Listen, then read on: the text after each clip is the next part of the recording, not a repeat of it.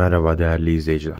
Bugün paramızın enflasyon karşısında nasıl değer kaybettiğini ve finansal geleceğimizi nasıl güvence altına alabileceğimizi konuşacağız. Evet, doğru tahmin ettiniz. Altın ve gümüşten bahsediyoruz. Bu değerli metallerin tarihteki ve günümüzdeki önemini derinlemesine dalacağız ve yatırım dünyasında neden bu kadar güvenli limanlar olarak kabul edildiklerini inceleyeceğiz. Enflasyon ekonominin sinsi bir düşmanıdır. Paramızın alım gücünü yavaş yavaş eritir.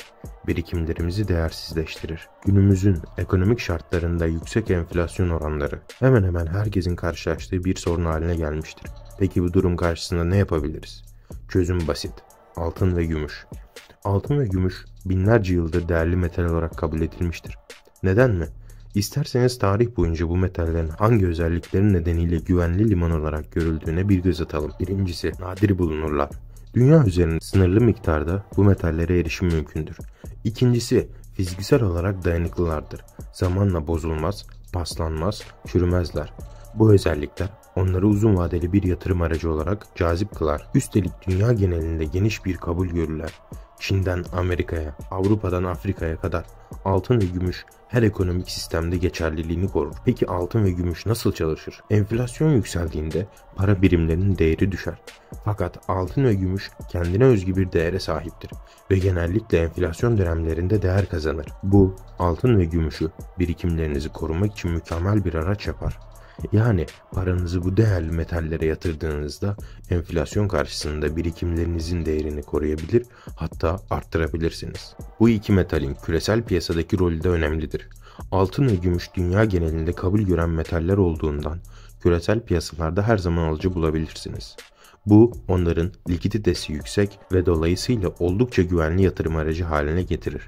Çok geniş bir yatırımcı kitlesi ekonomik belirsizlik dönemlerinde altın ve gümüşe yönelerek güvenli liman arayışına girer. Tarihi verilere baktığımızda altın ve gümüşün enflasyon dönemlerinde değer kazandığını görüyoruz. Bu metaller savaşlar, ekonomik buhranlar ve finansal krizler gibi belirsizlik dönemlerinde bile güvenli liman olarak kabul edilmektedir.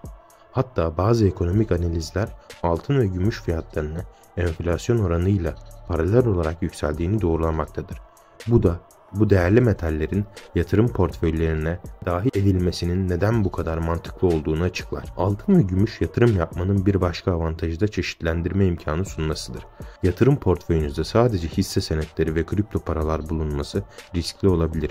Altın ve gümüş portföyünüzü çeşitlendirerek riski azaltmanızı sağlar ve uzun vadede daha istikrarlı bir getiri elde etmenizi destekler. Kaldı ki bu metallerin fiziki olarak elinizde bulunması da bir güvenlik hissi yaratabilir.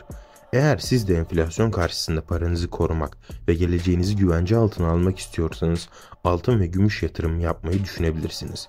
Unutmayın, bu yatırım araçları sadece ekonomik kriz dönemlerinde değil, genel ekonomik döngüler boyunca da değerini korur. Değerli metallerle birikimlerinizi enflasyona karşı koruyun ve finansal bağımsızlığınıza bir adım daha yaklaşın. Unutmayın, finansal güvenliğiniz sizin elinizde. Güçlü, dayanıklı ve global olarak kabul edilen altın ve gümüşle geleceğinizi güvence altına alın. Bundan sonraki ekonomik dalgalanmalarda daha rahat uyumanızı sağlayacak bu değerli yatırım aracını göz ardı etmeyin. İzlediğiniz için teşekkür ederiz. Bir sonraki videomuzda görüşmek üzere.